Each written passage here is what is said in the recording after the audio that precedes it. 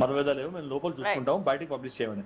ఇక్కడ మన దగ్గర పొలిటీషియన్స్ ఎట్లా ఉంటారంటే ఫస్ట్ ఇంటర్నేషనల్ మీడియా దగ్గరికి వెళ్ళి సిఎన్ఎల్కి బీబీసీలకి వెళ్ళి ఇంటర్వ్యూలు ఇస్తారు. మా గవర్నమెంట్ ఫెయిల్ అయింది, మోడీ ఉండడం వల్ల జరిగింది, రాజ్నాథ్ ఉండడం వల్ల జరిగింది, వక్ఫ్ బిల్ వల్ల జరిగింది అని పిచ్చి పిచ్చి స్టేట్మెంట్స్ ఇస్తారు. దాంతో ఏమవుతుందంటే మనమే ఒక దేశంలాగా ఒక యునైటెడ్ గా లేమని ఒక మెసేజ్ వెళ్తుందండి. అండ్ అవును అవును అన్నిటికన్నా ఖచ్చితంగా. బాధాకరమైన విషయము అదే అండి, ఖర్గే గారి స్టేట్మెంట్ కూడా ఉమ్. అంటే అలానే ఈ మనం విషయంలో చూడొచ్చు. ఖచ్చితంగా అన్ని పార్టీలకు అతీతంగా మతాలకు అతీతంగా సపోర్ట్ చేయాలి అంటారు. అబ్సల్యూట్లీ అండి. ఇది ఈ టైంలో మీరు సపోర్ట్ చేయకపోతే దేశాన్ని, ప్రైమ్ మినిస్టర్ నీకు ఏ టైంలో సపోర్ట్ చేస్తారు? నీకు అవును మీరు దేశం నుండి బెనిఫిట్ ఏంటి? వదిలి వెళ్ళిపోండి. దేశంలో మీకు నచ్చట్లేదు ఏంటంటే దేశం వదిలి వెళ్ళిపోండి. ఎవడు మన మీకు అప్లికేషన్ ఇచ్చాడు ఇక్కడ? మీరు మీ బెనిఫిట్ ఉందని మీరు మీకు మీ పొలిటికల్ ఇవి కావాలి, రీజన్స్ కావాలి, మీకు ఎంపీగా పదవి కావాలి, ఎంపీగా గవర్నమెంట్ మీకు ఇచ్చే సెక్యూరిటీ కావాలి, సెక్యూరిటీ తోటి వచ్చే పర్క్స్ అన్ని కావాలి, బండ్లు కావాలి, ఏసీ ఇళ్ళు కావాలి, ఫ్రీ ఫ్లైట్స్ కావాలి, అన్ని కావాలి మీకు. కానీ టైం దొరికినప్పుడు మాత్రం దేశం సపోర్ట్ లో నించాము అంటే ఇంకా అలాంటి వాళ్ళు ఉంటే ఏంటి, ఉండకపోతే ఏంటంటే మనకి. అవును సో ఇట్లాంటి టైంలో కూడా పార్టీసన్ పార్టీ పాలిటిక్స్ అంటాం కదా, అట్లాంటివి చూసుకునే వాళ్ళు దేశద్రోహులనే అంటానండి నేను. మీరు చెప్పినట్టు నెగిటివ్ మెసేజ్ వెళ్ళే అవకాశం ఉంది.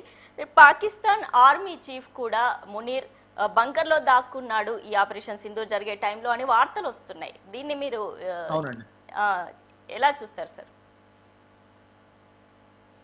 ఆర్మీ చీఫే దాక్కున్నాడు అంటే ఖచ్చితంగా అటాక్ అయినాక ఆ, అంటే వాళ్ళు పుల్వామా వాళ్ళు అక్కడ పహల్గామ్ లో అటాక్ చేశారు. అటాక్ చేసింది పాకిస్తాన్ మనకి తెలుసు, వాళ్ళకి తెలుసు. అవును అలాంటప్పుడు థ్రెట్ పర్సెప్షన్ పెరిగిపోయినప్పుడు అవును ఈ బీవీఐపీస్ అందరినీ సేఫ్ లొకేషన్స్ లోకి తరలించడం అనేది ఒక నార్మల్ డ్రిల్ అండి.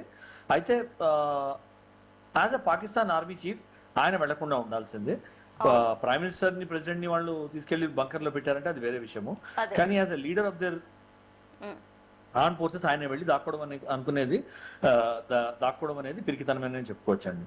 అదే సార్, ఎక్కడా కూడా ఈ ఆపరేషన్ సింధూర్ చేస్తుండడానికి ముందు ఎక్కడా కూడా ఈ విషయం బయటకు వెళ్లకుండా నిఘా వర్గాలన్నీ కూడా జాగ్రత్తలు తీసుకున్నారు. మోదీ కూడా నిన్న పార్టిసిపేట్ చేసినటువంటి అన్ని ఈవెంట్స్ లో కూడా ఆయన చాలా నిశ్చలంగా ఉన్నారు. ఆయన ఫేస్ లో ఎలాంటి ఎక్స్ప్రెషన్ మీడియాకు కూడా కనిపించకుండా ఆయన జాగ్రత్త పడ్డారు. అసలు ఆపరేషన్ సింధూర్ విషయంలో ఆయన చాలా ప్రతిష్టాత్మకంగా తీసుకుని ఈ విషయంలో పూర్తిగా సక్సెస్ అయ్యారు పిఎంగా అని అనుకోవాలా? ఈ విషయాన్ని ఎలా చూడాలి? సక్సెస్ అయ్యారు కాబట్టి ఆ అటాక్స్ అవ్వగలిగాయి. సక్సెస్ అది దాని సీక్రెట్ గా ఉంచి ఎగ్జిక్యూటివ్ డిఫెన్స్ ఫోర్సెస్ కి ఫ్రీ హ్యాండ్ ఇచ్చారు. ఫస్ట్ ఆఫ్ ఆల్ ఏమన్నాడు ఆయన, నేను డైరెక్షన్స్ ఇవ్వను, డిఫెన్స్ ఫోర్సెస్ కి ఫ్రీ హ్యాండ్ ఇస్తున్నాను, వాళ్ళు ఏం చేయాలనుకుంటే అది చేసి వాళ్ళు నాకు చెప్పి వాళ్ళని యాక్షన్ తీసుకోమని క్లియర్ మెసేజ్ ఇచ్చేసాడు ఆయన.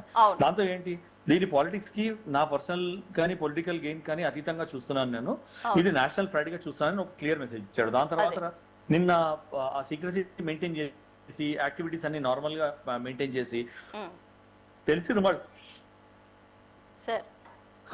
సో తెలియాల్సిన వాళ్ళకంటే ముగ్గురు నలుగురు ఇన్నర్ సర్కిల్ కి తప్ప, స్ట్రాటజిక్ మినిస్ట్రీస్ కి, నేషనల్ సెక్యూరిటీ అడ్వైజర్ కి తప్ప మిగతా వాళ్ళకి ఎవరికి తెలియకుండా అండర్ ర్యాప్ ఉంచి యాక్షన్ అయ్యాక మాత్రమే డిక్లేర్ చేయడం అనేది చాలా ఇంపార్టెంట్. లేకపోతే ఒకళ్ళకి తెలిసిందంటే అది ఒకళ్ళు ఇద్దరు అవుతారు, ఇద్దరు నలుగురు అవుతారు. అటాక్ కన్నా ముందర ఎలిమెంట్ ఆఫ్ సర్ప్రైజ్ వెళ్ళిపోతుంది. దాని తర్వాత వాళ్ళు రియాక్షన్ టైం వాళ్ళకి ఇంకా ఎక్కువ దొరుకుతుంది. సో అలాంటి తరుణంలో ఇవి సీక్రెట్ గా ఉంచకపోతే మాత్రం ఇలాంటి యాక్షన్స్ అన్ని ఫెయిల్ అవుతాయి.